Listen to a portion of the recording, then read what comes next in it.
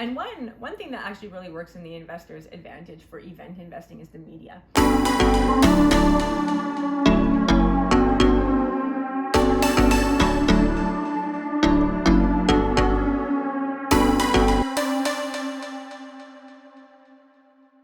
We're Compound Everything, and we talk money and markets and all different things to do with investing. And today we're talking about event investing. Right. So investing in events. So events can come in really three forms, maybe more. They can come either from events that happen to an individual company. They could happen to companies in a sector. So you get a little bit bigger of an envelope or a group of stocks, or it can be an entire market. So those are the kind of three events that we have looked for and tried to capitalize on in the past, and they've probably been some of our best investments that we've done. Yeah, and we call ourselves value investors, but we're not really Ben Graham value investors. No, not so much. Yeah, and so events are actually kind of crucial to the type of investing we like to do, because we like to buy wonderful companies, as Charlie Munger calls them, at fair values. And at least fair values. At least. I mean, we prefer... At worst fair values, I guess. At worst fair values. But up until recently, fair value was almost the best that you could get. Yeah, for sure. Although we did find some really depressed companies, and events work because they help to really depress good companies. Yeah. Well, give some examples. Right. I guess first we should say that with event investing, you got to make sure the event isn't actually a company destroying event. It has to be an event that... And that's key. Yeah. So it has to be, when we talk about events, we're talking about temporary events that either affect companies or sectors or the market as a whole, that cause prices and valuations to become temporarily depressed. Because it scares investors. Things that investors, it makes them a little uncertain. Right. And they flee those stocks for a time. Now, up until recently, we didn't actually experience a full market event where many stocks in many different sectors were depressed. You experienced that a little bit in 2008, but I wasn't investing and you were not investing as much. Yeah, I kind of got lucky around that. Right. So we often looked, the way we found companies that were on sale or under intrinsic value was generally through individual events or sector events. So why don't we talk about a few of our own personal experiences? Yeah. So why don't we start broad market? Yeah. Go back to the beginning. So in 2008, everyone knows what happened then. There was the great financial crisis, and the U.S. market and Canadian market followed suit, and it just cratered. Now, the interesting thing about that era was I was oblivious to everything going on when it came to markets, and you were kind of, you've been investing for a long time, but you weren't. I was green. You were green. You weren't as seasoned. So you saw things go on sale, and you didn't even really realize there was this big, great financial crisis, because where we live, we were fairly insulated from that. We were insulated from it. There, like in where we live, there were no layoffs really. People weren't super affected. So you happened to see some companies. Right. tank. So there's two specifically that I invested at the time, and my thesis was not based on valuation at all, but rather than just having seen them drop about 50%. Right. The thesis between the two stocks were Royal Bank of Canada, and the other one was actually Tim Hortons, which is no longer publicly traded. Which is where we met, actually. A long time ago. Right, so maybe there's some nostalgia there. Yeah. But I'll use Royal Bank specifically because it is still publicly traded.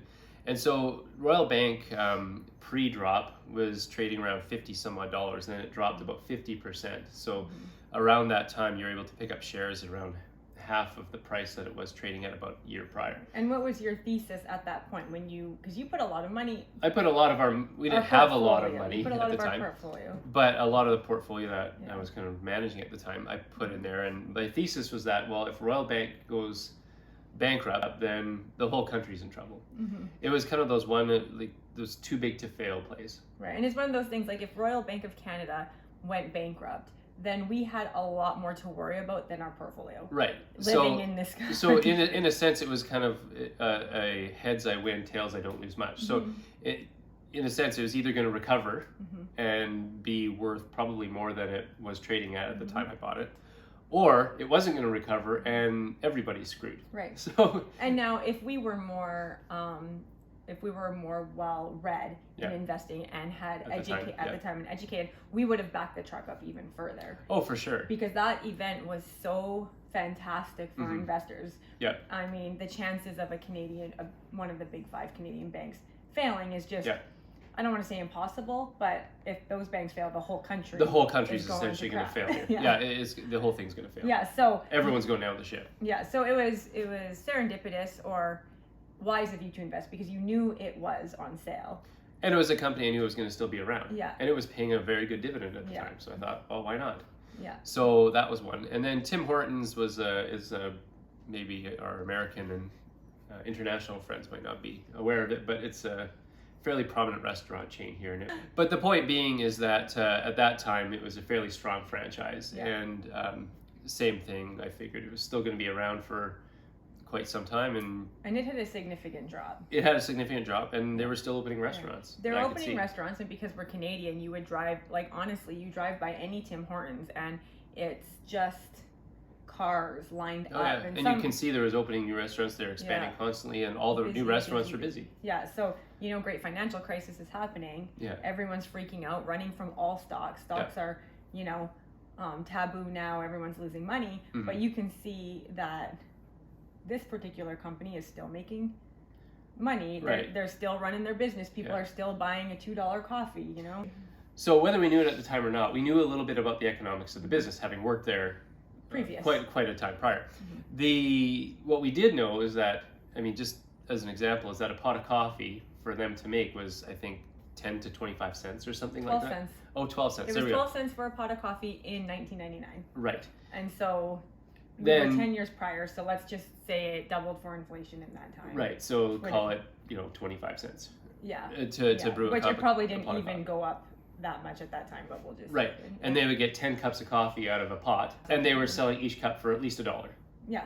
So $1.26 in 1999, so I'm sure it was probably $1.50 by 2008. So you could see that they had been doing two things. One, they had huge margins on their coffee.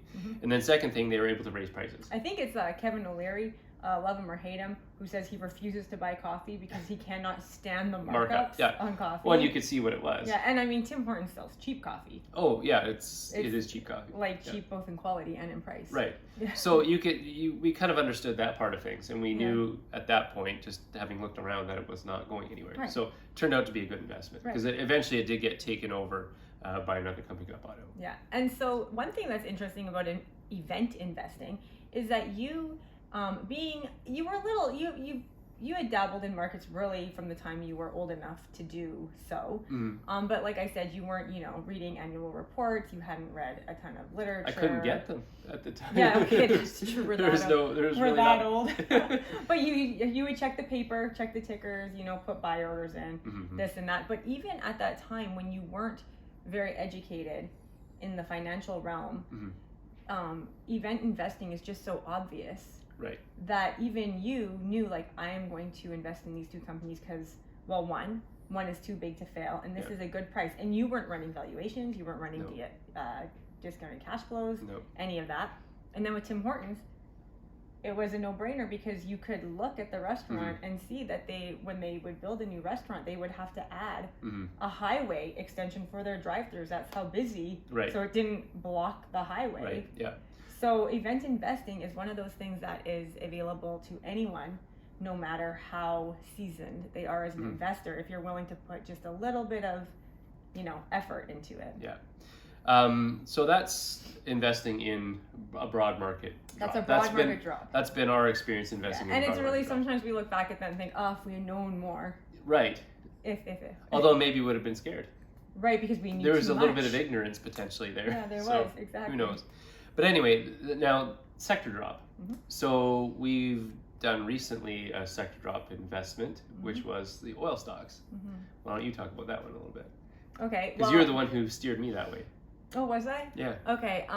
So when did we take our first position in oil? 2019-ish.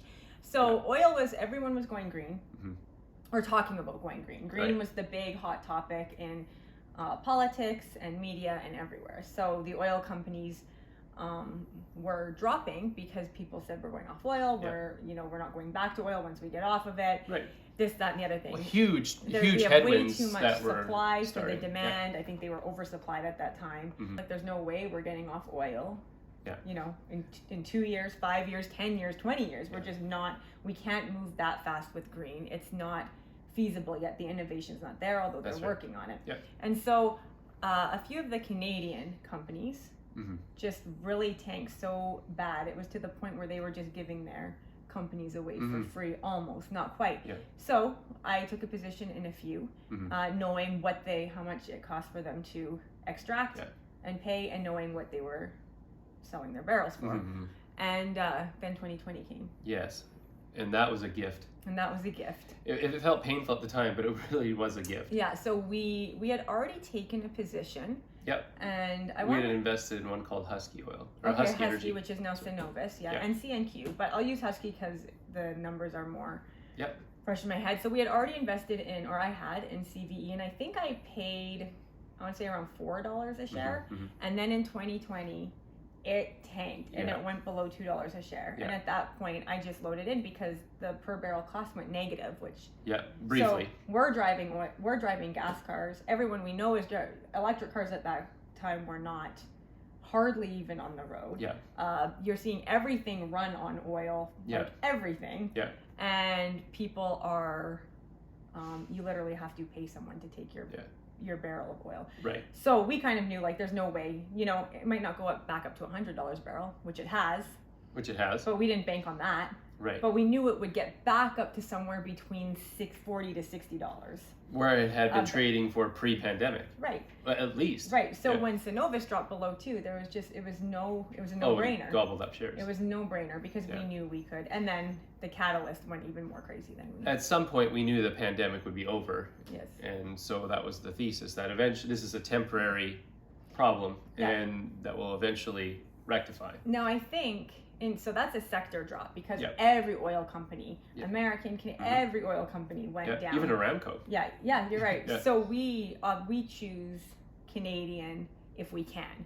There's many reasons for that. Being Canadian, there's reasons for that. There's tax advantages and a few other reasons. Yeah, but at that time you also backed up the truck and you went into a lot more companies than just CVE. I bought into Enbridge, CNQ, and Suncor. Yeah, and so that event happened. So that event actually forced us. So we knew there was no way a barrel was going to stay negative. The per barrel cost was going to stay negative. We just knew that. That was insanity. That was insanity and crazy. So we knew that. So we backed up the truck. But what that also did in that sector drop is it gave us time to look into it more. So we started researching it more. And even as those shares started to go up a little bit, 2%, recovery, 5%, 8% up. There was still lots of room. Then we started really digging deep. And as we started digging deep and realizing how much money these oil companies were going to make once, the lockdowns were over and everything. And then once demand was restored, we started adding Suncor.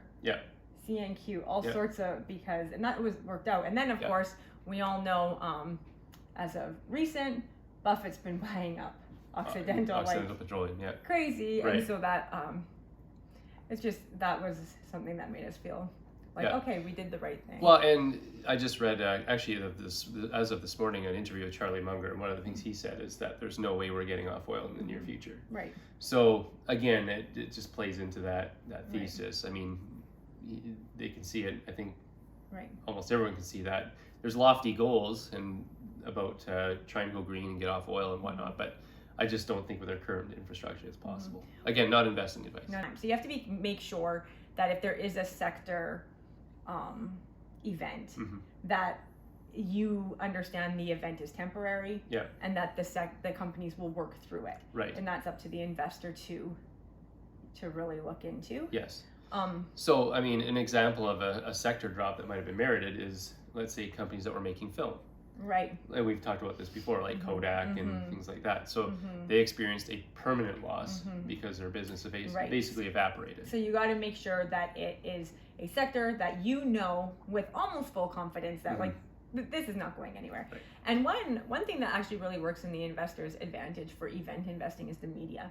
because the media, so we, like I said, we actually bought in 2019, not, so that was before. Started our position, Yeah, that was before the huge drawdown in 2020.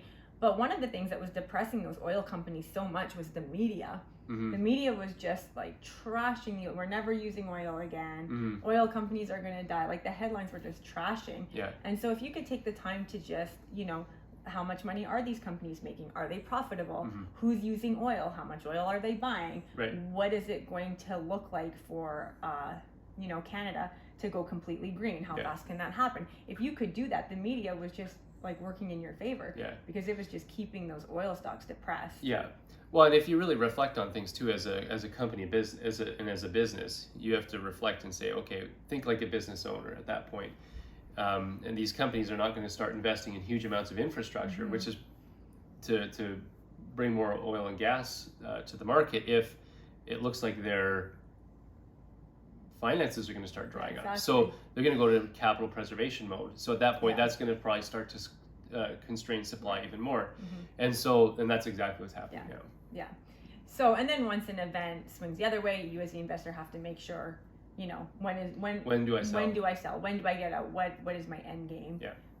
And again, that's a different topic, but you need to be aware in event investing, once the catalyst goes the other way, you generally want to have an exit strategy. Yeah. Don't get greedy. Don't get greedy. Yeah.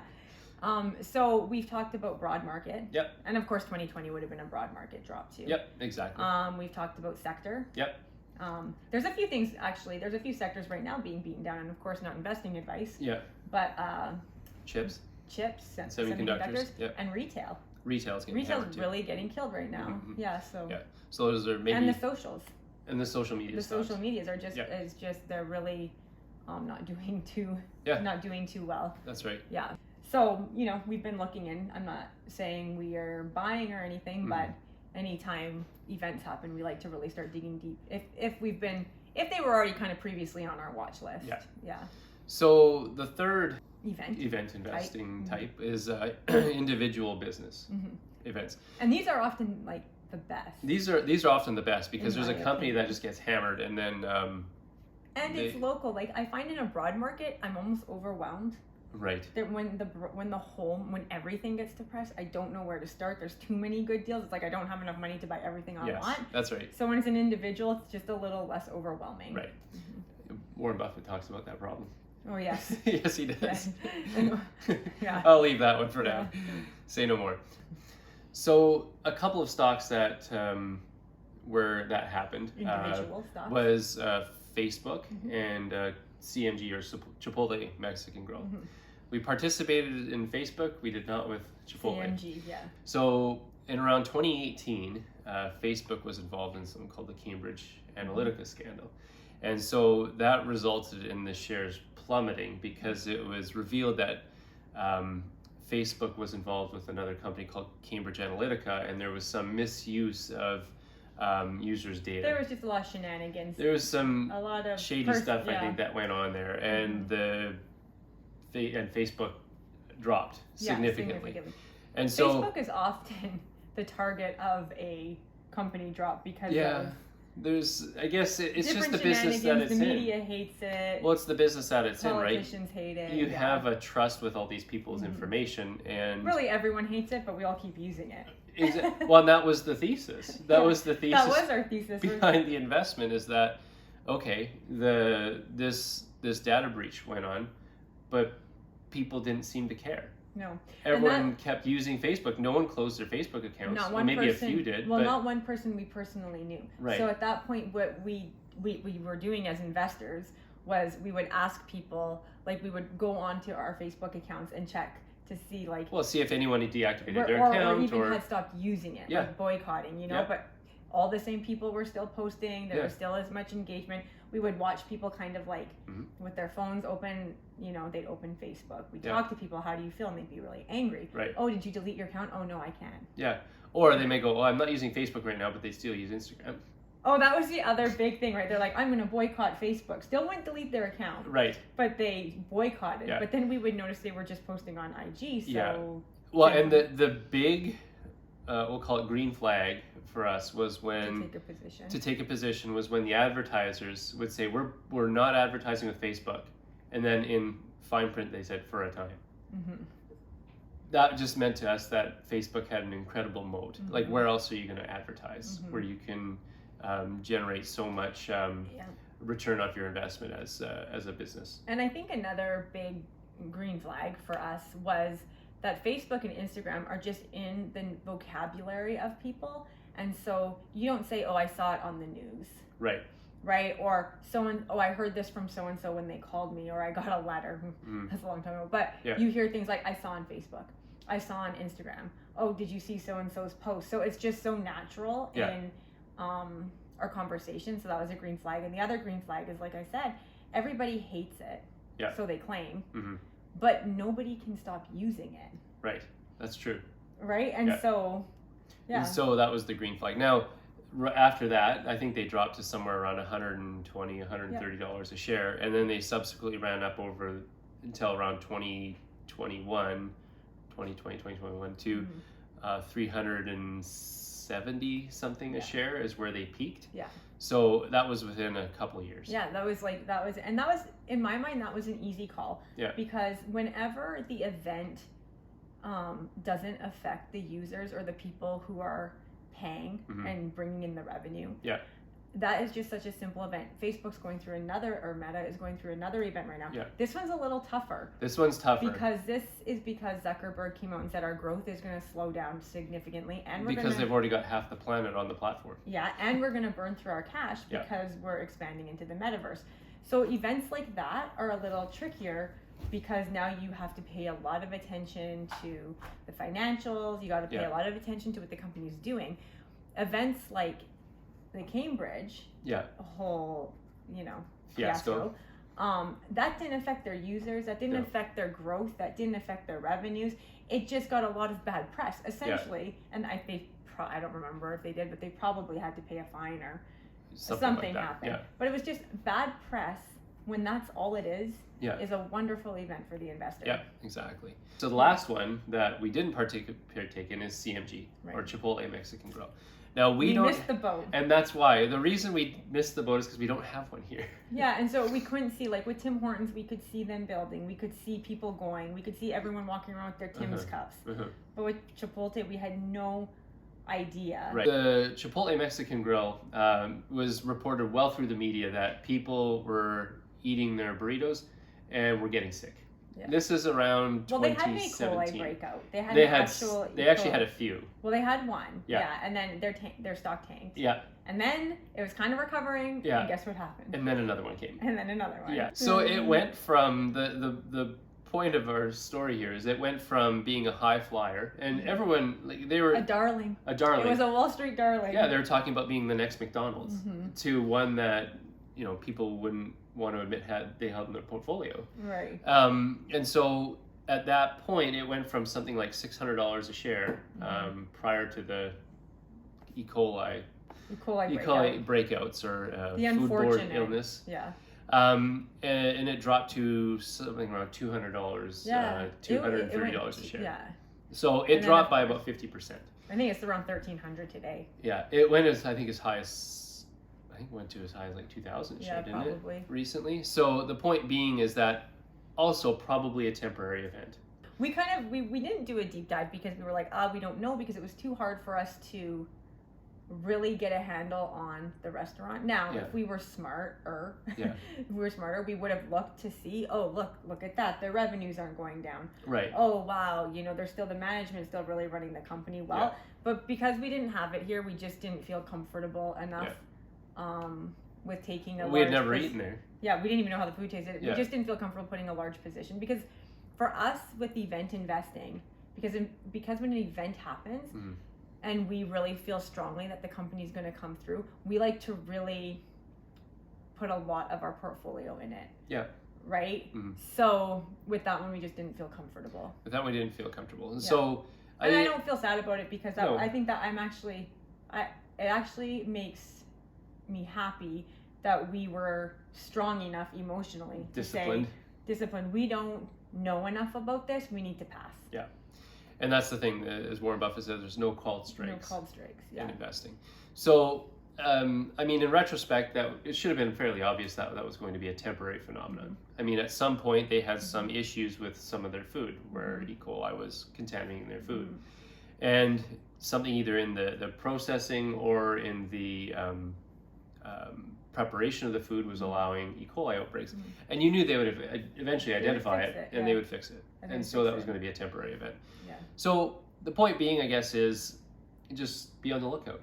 Be on the lookout for either market events, and those are ones where like everything's going to go on sale. And those are, in our opinion, maybe a little tougher to take advantage of, because you become to the point where there's so many options that it's hard to pick one, and or two, or three, or five. The thing about a broad market event and drop is you should already kind of have your wait list ready anyways. Yeah.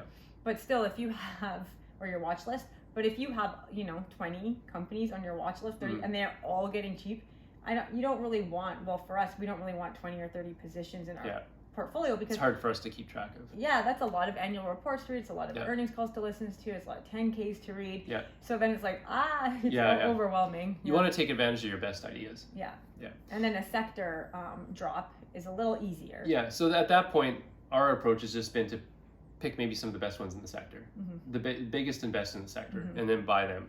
And that's been our approach. The ones with the strongest competitive advantage. Correct. Yeah. So for us in the oil stocks, it was the ones that could produce the cheapest oil. Eventually. And C&Q is that. C&Q is that for our for Canadian oil stocks. And then some of the larger ones. Yeah. You knew that had the strongest balance sheets and were probably not going to go out of business. And then for individual company events, again, just make sure it's temporary. And know the company well enough that you know that is going to be a temporary event. Because there are companies that have events, and those companies never recover, never live to see another day. And an event doesn't mean you're going to make money. Right. An event means, I've been looking at this company, I'm going to look into it further. Right. Yeah. It's not an automatic cash generator. No, it's not. There was a point when, that long bull run was going, and I was getting discouraged. I was like, is anything ever going to go on sale? Yeah. But there's always events. They might not be broad market events, they might not be sector events, but there are always individual events if you're patient enough to wait for them. Well, I read a quote by Charlie Munger today, and he said that, Berkshire, he was reflecting on how much money Berkshire had to deploy. They had something like 140 or 150 billion dollars just sitting there. It's not like we were holding that money because we were waiting for like a broad market drop. They weren't waiting for that. He said it's just because we had nothing intelligent to do with the money at the time. And that takes extreme discipline. Yeah, it does. So the point being is, they'll just be patient until they find something come along. So the point being is, events can be a gift to the investor. Yeah. So and they'll always happen. They'll always happen. And so there's going to be some company that's going to go through some event, and it's your job as an investor to determine, is this permanent? Is this going to be a permanent drawdown on the business, or is it going to be temporary and is something I can take advantage of? Yeah, and I think just to close, if an event happens to a company that you already own, and that's happened to us as well. Oh, it has. Where we already own this company, and then an event happens, and the company goes, not to be discouraged by that, because if you've done your homework and you know the company's good, that second event, because you can't predict what's going to happen, you can't predict what stories the media is going to run with, you can't predict a bad financial year or anything like that. But if an event happens to a company in your portfolio and it's a good company with a strong competitive advantage, and you understand it, right, and nothing fundamentally has changed in the business, then that's just that's a second gift. Now you have opportunity to buy more. To buy and lower your cost basis or whatnot. But on the other hand, if it is something that is going to impact your business, that may be a good time to sell. And there's one of the investors we like, Bill Ackman, he recently did that with the Netflix position. He literally bought and sold it within a few months. Yeah, and we have some videos further back about that. So tune into those if you want some more information on that. So the point being is, events, they happen, and they can be a gift for the investor. Yeah. So that pretty much wraps up everything. If you found anything useful whatsoever from this video, like and subscribe, and remember, leave comments. And remember, it's not investing advice, and we will see you next week.